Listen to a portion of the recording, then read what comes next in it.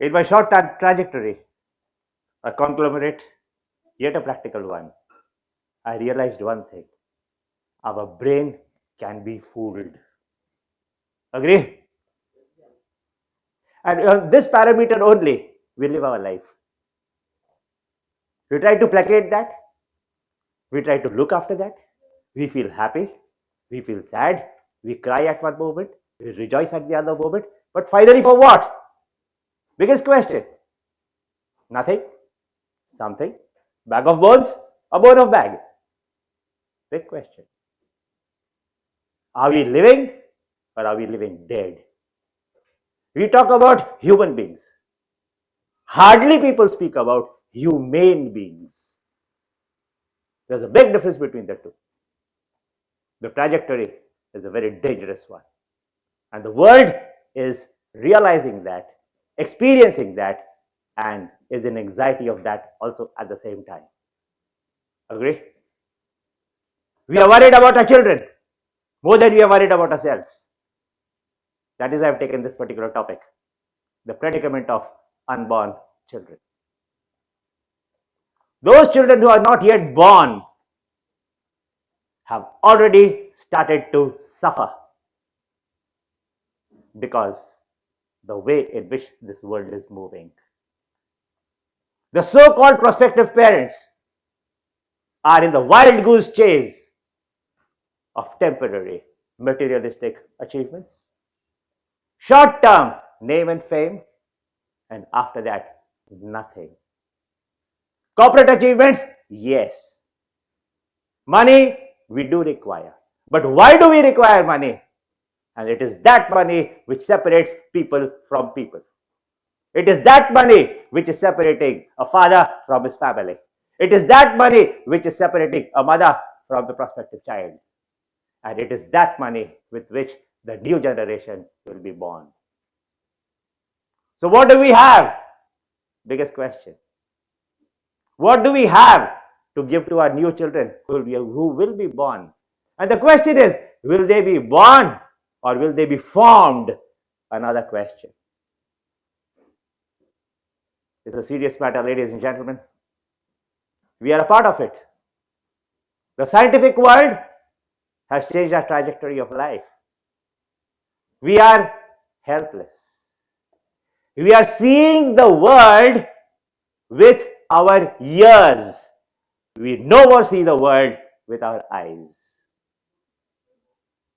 I repeat, we are seeing the world with our ears. We no more see the world with our eyes. And therefore, the problems, one after the other. In commas, in full stops, no.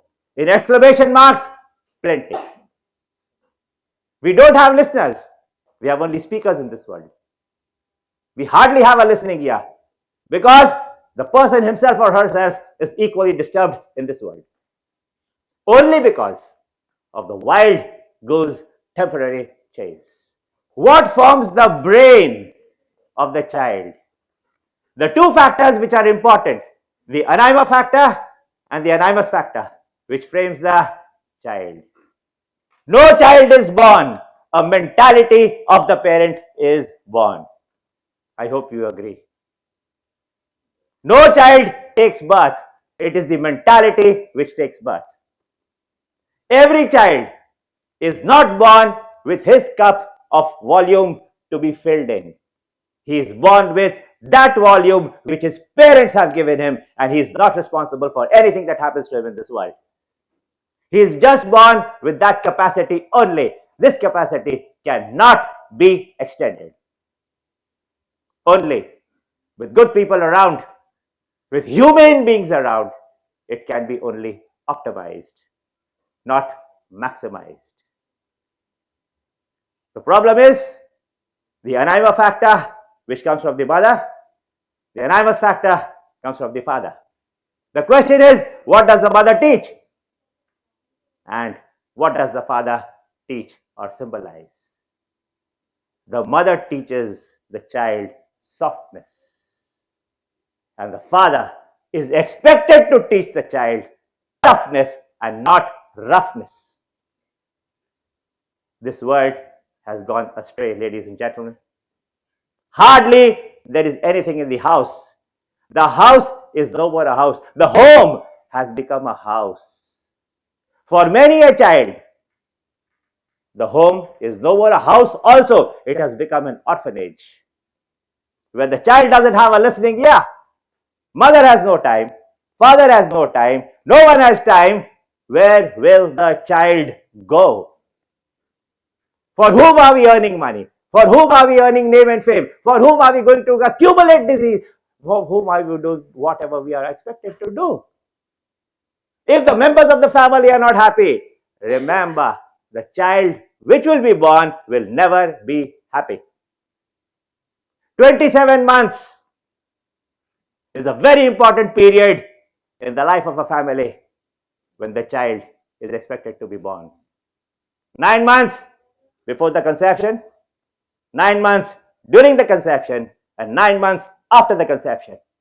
If any child is only given a proper care, and if the parents are undisturbed during that period, remember, ladies and gentlemen, money doesn't count.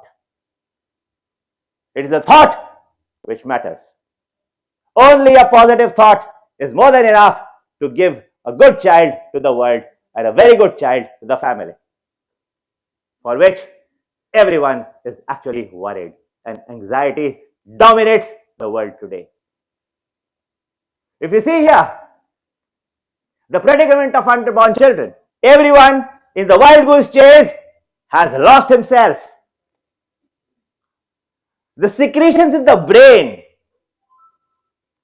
have lost secretions. Dopamine, serotonin, endorphin, all lost. Oxytocin, all lost. Two dominating, adrenaline and cortisol. Everyone is angry. Everyone is suspicious.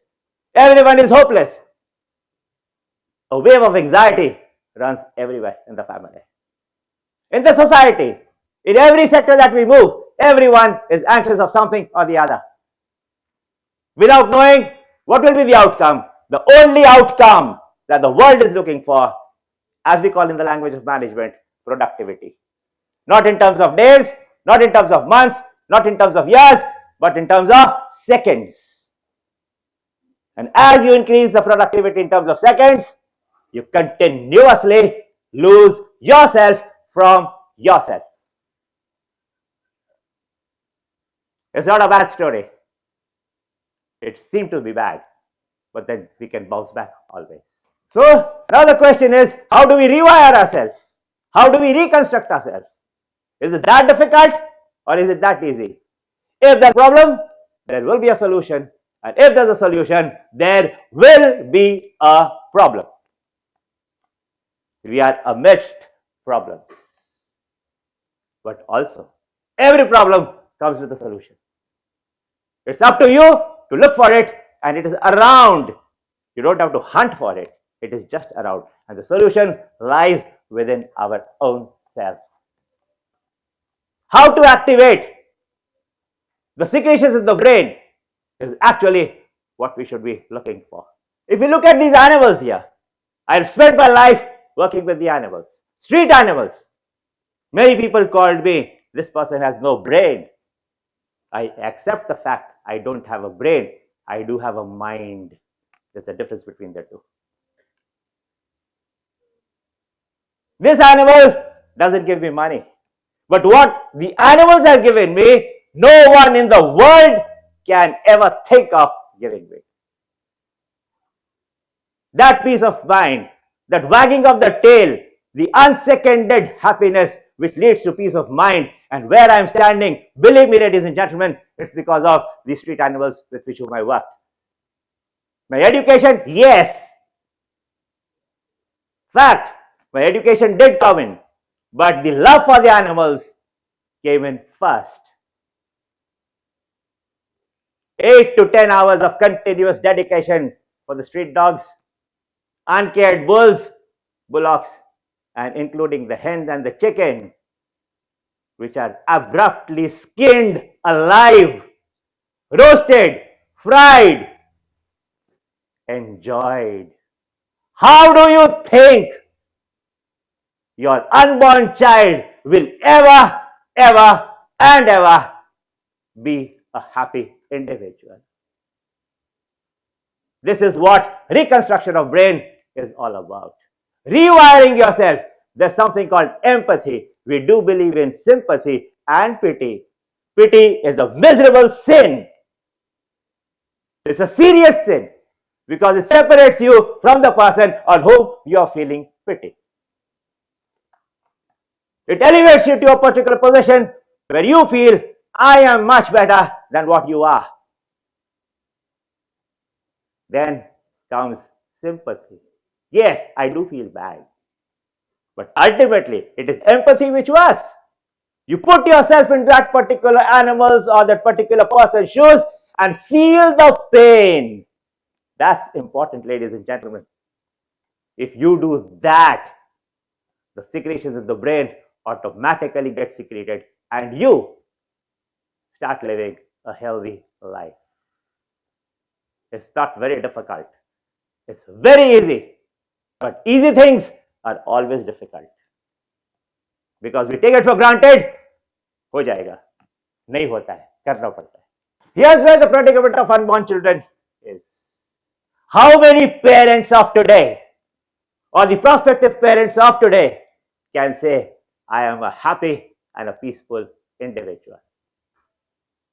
How many parents can sleep peacefully at night and get up from the bed early in the morning with a jump start? Yeah, that comes the 24 hours I'm ready to take without any complaint. Complaining about money, complaining about production, complaining about the society, complaining about the family. Rarely, ladies and gentlemen, rarely. We've been working into this field.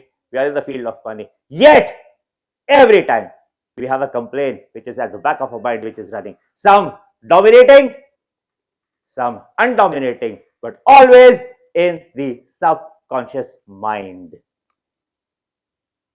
I hope you're associating yourself with what I'm trying to say.